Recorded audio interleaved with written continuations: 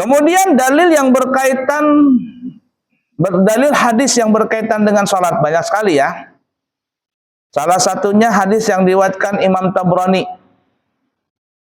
bersumber daripada Abi Umamah.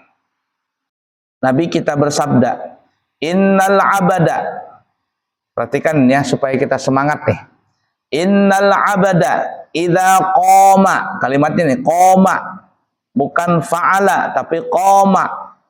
Bis salati futihat lahul jinanu wa kushifal lahu al hijabu bainahu wa baina rabbih wastaqbalathu al hurul aini ma lam yamtakhit aw yatanakha. Perhatikan ya, apabila seorang hamba menegakkan salat, maka niscaya Allah membukakan baginya segala pintu-pintu surga. Nah, jadi kalau kita salat itu pada hakikatnya Allah bukakan itu pintu surga buat kita. Cuman kita nggak ngelihat, jakanya dibukakan hijab itu nggak mau keluar kita dari salat. Ngapain lagi ke dunia, orangku sudah di surga ini. Ya. Wa kushifa lahul hijab bainahu wa baina rabbi, dan Allah pun membukakan tirai, membukakan dinding antara dia dengan Tuhannya. Ya, dibukakan. Tidak ada lagi penghalang antara dia dengan Allah Ta'ala. Artinya kalau mau berdoa, kabul. Makanya kalau kita punya hajat besar, itu di dalam sholat doanya. Sehingga ada juga sholat khusus disebut namanya sholat hajat. Nah, dua sudah.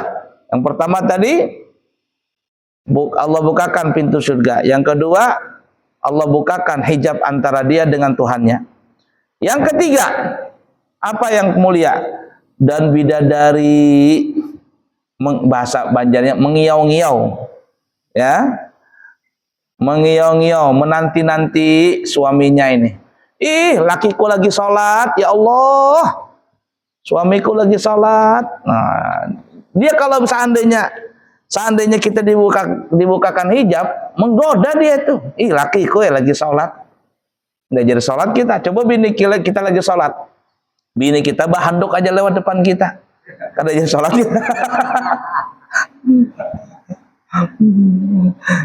Ya, apalagi bidadari mengiau-ngiau, lakiku sini, lakiku. Cuman kita nggak ngelihat. Nah, menunggu bidadari. Ini lakiku ini lagi salat, ya Allah, panjangkan umurnya, sehatkan walafiat badannya, berikan dia pahala yang banyak supaya cepat masuk surga bersamaku nanti di surga. Tapi ada syaratnya, malam yamtakhid au yatanakhat. Selama orang yang sholat itu tidak membuang ingus atau berdahak. Zaman dulu itu kan Masjid Nabawi itu kan, masjidnya Nabi kan nggak pakai keramik, langsung tanah. Itu kadang beludah di tanah gitu. Ya, bahkan ceritanya kan ada Arab Badui, bukan lagi berdahak, bekami di ujung di belakang. Karena tanah. Nah, jadi ingus tadi itu akan menghilangkan fadilah yang tiga tadi. Kemudian selanjutnya hadis riwayat Imam Ahmad bersumber daripada Abu Hurairah, dan juga diriwayatkan hadis ini daripada Imam Ibnu Majah. Apa jar Nabi? Inna fis salati la syifaan, sesungguhnya di dalam salat itu ada obat. Orang salat, rajin salat itu insya Allah dia akan menjadi obat buat dirinya. Asalkan salatnya benar, bacaannya benar, gerakannya benar. Insya Allah tuh hilang asam urat. Karena gerakan salat itu lebih baik daripada gerakan yoga. Coba kalau Bapak Ibu nggak percaya, buka saja di Google al-YouTube. Manfaat gerakan sholat buat kesehatan badan. Buka aja saya tuh. Iya, terapi. Manfaat gerakan salat buat kesehatan badan. Keluar tuh, ngangkat tangan ini apa? Ini paru-paru. Menoleh ke kanan, menoleh ke kiri apa nih? Kepala. Nah, cuman yang saya ingat tuh kalau duduk tawarruk, duduk beginilah. Nah, asalkan betul-betul duduknya. Nah, terlipat semua jari-jari kaki, rata badan, jangan bengkok begini. Lurus. Apa salah satu manfaatnya ini? Salah satu manfaatnya adalah untuk kejantanan pria.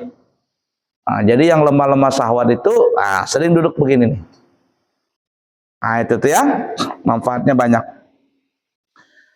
Kemudian hadis berikutnya Imam Ahmad dan Nasai, wa ju'ilat qurrata aini fi shalah, dan dijadikanlah salat itu menjadi pendingin mata hatiku.